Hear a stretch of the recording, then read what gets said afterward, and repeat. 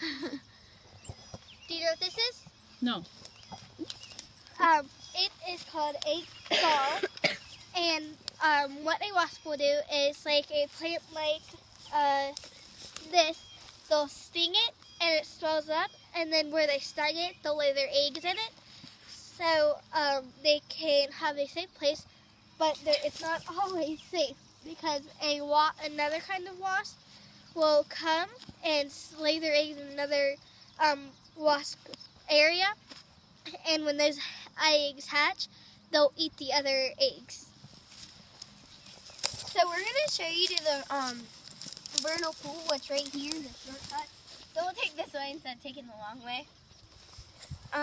Hey, I'm all game for shortcuts. Yeah, shortcuts are the easiest way. So we'll be coming up, and you'll see a lot of salamander eggs. Frog eggs usually blend in with the water that we have in our vernal pool, so it's kind of harder to see them. But if there's any salamander eggs, they'll be easy to they'll be easy to find. They're all white. And the frog eggs are wood frogs. Now, did you know this information before you came to school here? No. Nothing about frog eggs, salamander eggs, no. I came from Dennett Road, and I came here when I was in 3rd grade when they had just shut Dennett Road down. I was supposed to go to Bradford, but my mom took a tour around there, and it was really crammed. And so she took her tour around here, and she goes, well, my daughter's going to get really educated here because you have all these vernal pools, you have wildlife. And so she transferred me to this school, and I'm glad I came here because we do all kinds of activities. We go bird banding, and we got to hand release a bird.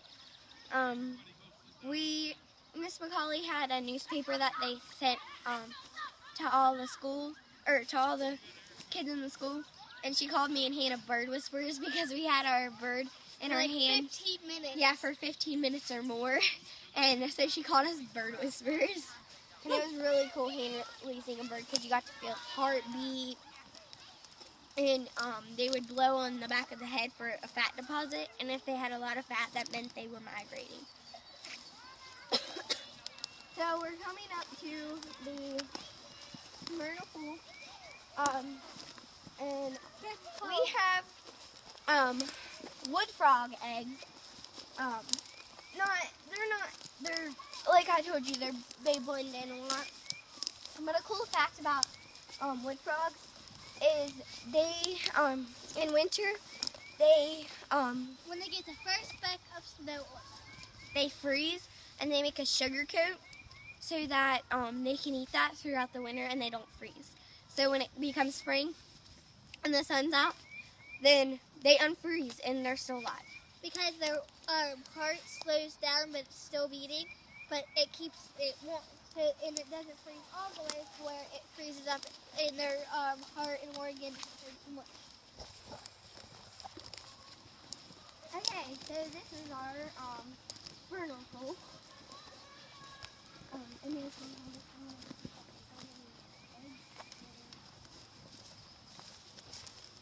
okay, I'm gonna put it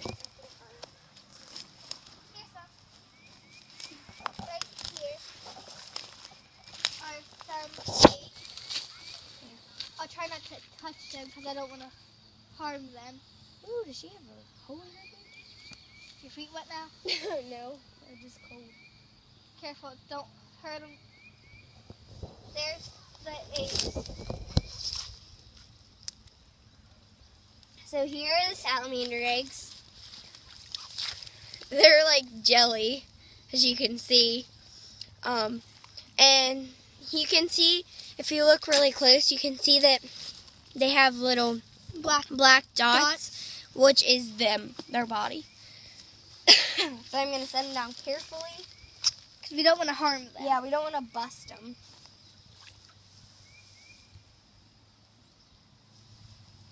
And this is a sensitive fern. And our learning partner... Gotta be quiet about them. Yeah. Because they're sensitive. Yeah, our learning partner says, shh, you gotta be quiet. if the sensitive ferns hear you talking about them, then they'll cry. Oh.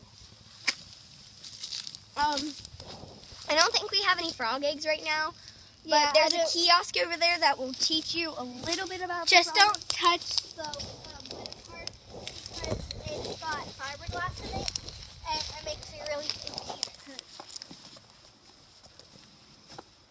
So, right here is a little bit of cattail that people have left behind. You can definitely tell when it's on one of their sticks that it does look like a cattail, and you can see that it's really fuzzy, and it does look like a cat's tail. And in the summer when it's warm, when you pick one off, it'll spread around your hand and make you look like you have a cat paw.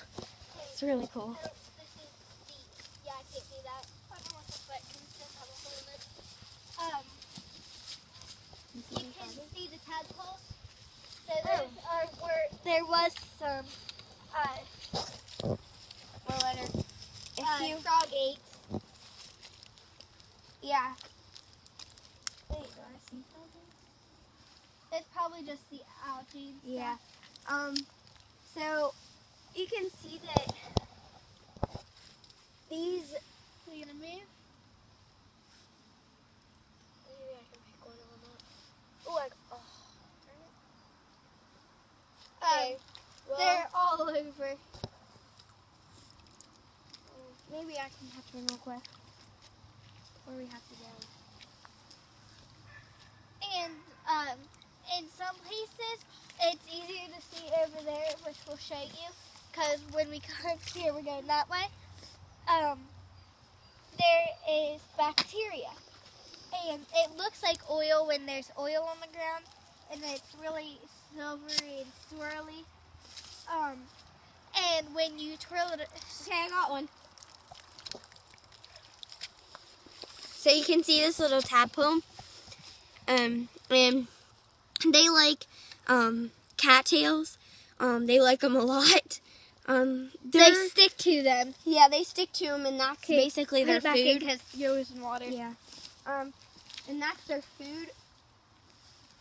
And we call cattails invasive species because they take up a lot of room. So this is our vernal pool. And I'm going to come over here to see the kiosk.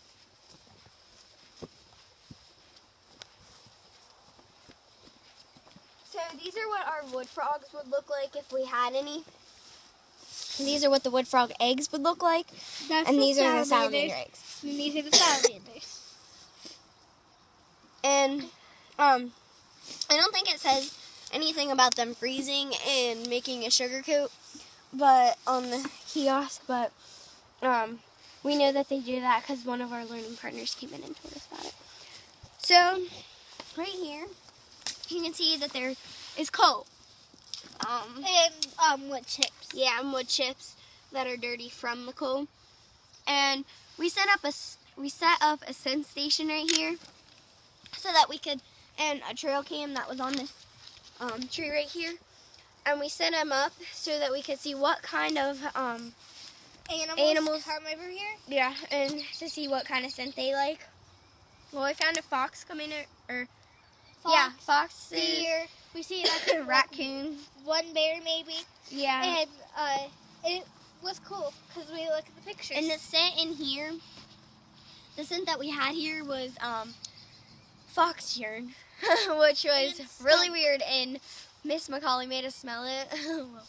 Well, you didn't have to. Well, we had to be brave, but I smelled it. It didn't smell too nice to me, but it wasn't as horrible as skunk spray.